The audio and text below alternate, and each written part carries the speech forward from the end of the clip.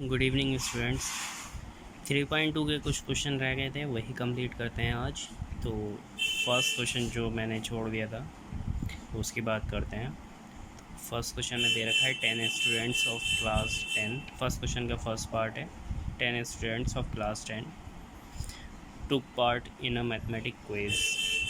If the number of girls is 4 more than the number of boys, find the number of boys and girls who take part in the quiz. ये first question का first part दे रखा है। और first question इससे ऊपर भी कुछ थोड़ी सी लैंग्वेज लिखी हुई थी कि जो आपको सॉल्यूशन निकालना है वो इसे ग्राफिकली सॉल्व करके निकालना है। कैसे निकालना है? ग्राफिकली सॉल्व करके निकालना है। मतलब पहले आप इक्वेशन बनाएंगे, फिर उसका ग्राफ बना दीजिए।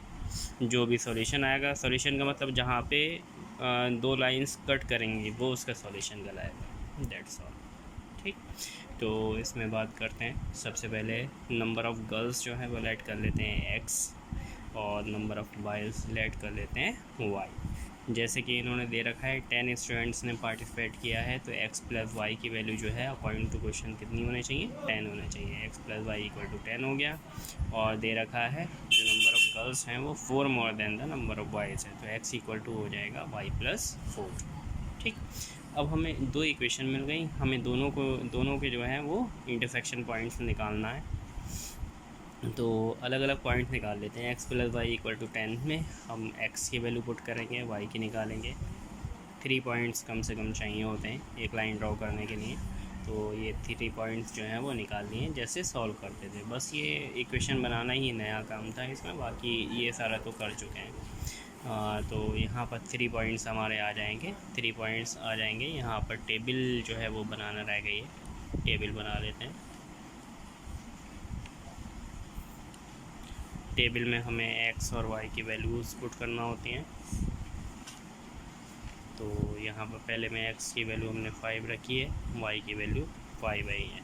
सेकंड में x की वैल्यू 4 रखी है, y की वैल्यू 6 आई है। और थर्ड पॉइंट में x की वैल्यू हमने y की वैल्यू 4 रख के x की वैल्यू 6 निकाली है। That's all. ऐसे ही सेकंड जो इक्वेशन दे रखी थी x equal to y plus 6, उसकी बात करते हैं। तो x equal to y plus 6 में जो है वो हमने 3 पॉइंट्स निकाले हैं यहाँ पर। उसके भी हम यहाँ पर जो है वो टेबल बना लेते हैं।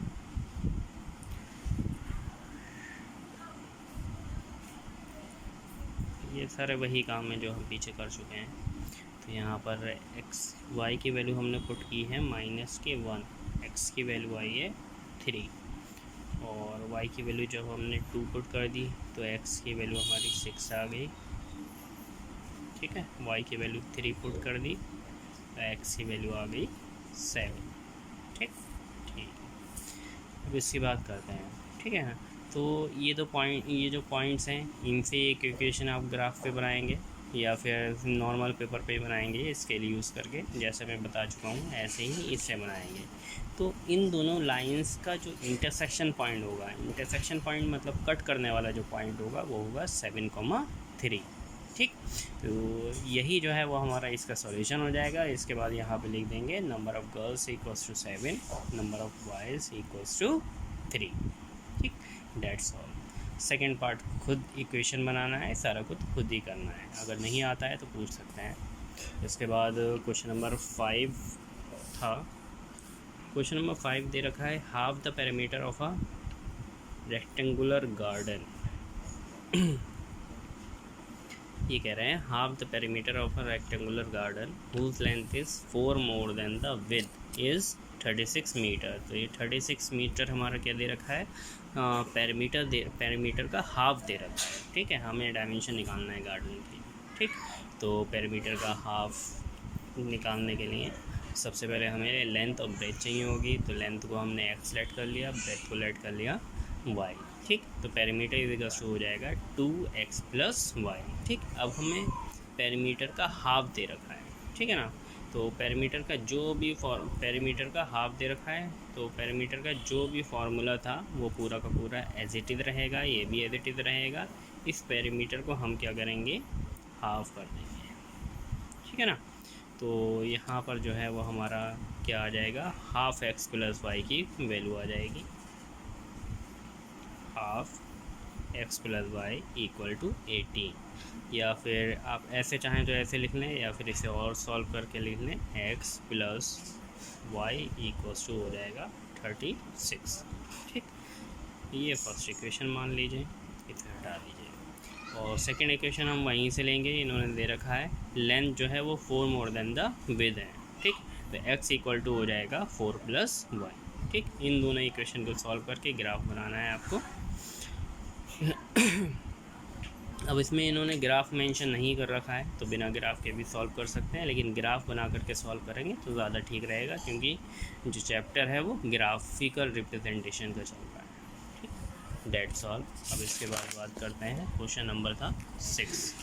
ठीक, क्वेश्चन नंबर 6 में गिवन द लीनियर इक्वेशन, एक इक्वेशन दे रखी है 2x + 3y - k equal to 0।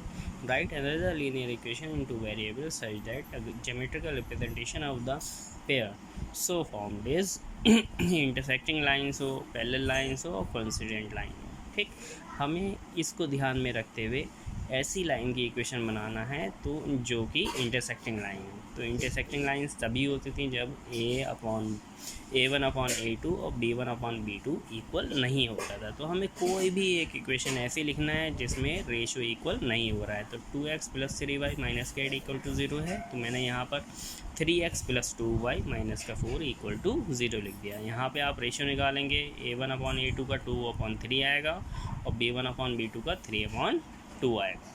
आप अपने पास से कोई भी इक्वेशन लिख सकते हैं, लेकिन उसका रेशो जो है वो इक्वल नहीं होना चाहिए। पैरेलल लाइंस में a1/a2 b1/b2 इक्वल होता था, लेकिन c1/c2 जो है वो इक्वल नहीं आता था। ठीक है, तो उसको ध्यान में रखते हुए हमने क्या किया है, 2x + 3y - 8 इक्वल टू 0 है। तो किसी भी लाइन के पहले लाइन खींचना हो तो आप पहले के जो दो वेरिएबल वाले जो टर्म है उसे आप किसी भी एक चीज़ से मल्टीप्लाई कर दीजिए। मैंने 2 से मल्टीप्लाई किया है, तो ये हो गया हमारा 4x - 6y। अब हमें इसे मल्टीप्लाई नहीं करना है। ठीक, अगर हम इसे मल्टीप्लाई करेंगे तो वो कोइंसिडेंट वाली इक्वेशन हो जाएगी। इसकी जगह पे कोई भी कांस्टेंट टर्म लिख दीजिए, 1 2 3 4 एंड सो ऑन। ठीक, ये हमारी पैरेलल लाइंस की इक्वेशन आ गई। यहाँ पे आप 2/4 करेंगे तो 1/2 आएगा, 3/6 करेंगे 3/6 करेंगे तब भी 1/2 ही आएगा। a1/a2 b1/b2 के इक्वल हो गया, लेकिन c1/c2 के इक्वल नहीं होगा। कोइंसिडेंट लाइन में जो है वो पूरा का पूरा हमारा इक्वल ही होता है, तीनों का रेशो। तब हम क्या करेंगे, इस पूरी इक्वेशन को, जो इक्वेशन दे रखी है, इस पूरी इक्वेशन को किसी भी कांस्टेंट टर्म से मल्टीप्लाई कर दिए, 2 से 3 से 4 से। मैंने तो फिलहाल 2 से मल्टीप्लाई किया है, तो ये हो जाएगा हमारा 4x + 6y - 16 equal to 0। That's all. Question number 7 last question है ये। तो क्वेश्चन नंबर 7 में दे रखा है, draw the graph of the equation x - y + k1 equal to 0 and this determine the coordinates of the vertices of the triangle formed by the these lines and the x-axis and shade the triangular region। ठीक, ये कह रहे हैं दो equation दे रखी है, इन दोनों की लाइंस आपको ड्रॉ करना है, फिर देखना है कि x-axis के साथ कोई एक्स एक्सिस के साथ कोई ट्राइंगल बन रहा है या नहीं बन रहा है। अगर ट्राइंगल बन रहा है तो उसको वर्टिसेस बताना है। वर्टिसेस मतलब कॉर्नर के जो पॉइंट्स होते हैं वो बताना है। तो जब आप इसे ड्रॉ करेंगे, ग्राफ ड्रॉ करेंगे, तो इस टाइप का ग्राफ आएगा, इस टाइप से ये कट करता होगा। यहाँ पे ये नंबर्स जो हैं वो आप लिखेंगे, ठीक है ना। तो इनकी क्या बताना है, हमें वर्टिसेस बताना है। वर्टिसेस मतलब कॉर्नर, ये बताएंगे, एक ये वाला पॉइंट और एक ये वाला पॉइंट, ठीक है। तो ये वाला पॉइंट लिखेंगे तो सीधा सीधा हो जाएगा, -1 जो है वो x की वैल्यू है और y की वैल्यू 0 होगी। ठीक, इसकी बात करते हैं तो ये x एक्सिस पे 2 पे कट करेगा, y एक्सिस पे 3 पे कट करेगा। 2,3 ये पॉइंट आ जाएगा, 2,3 एक ये हो गया, और थर्ड पॉइंट जो है वो 4,0 है, 4,0 ये वर्टिसेस हो जाएंगे। इसके बाद ट्राइंगल को शेड करना है, तो इस पूरे ट्राइंगल को जो है वो आप शेड कर देंगे। That's all.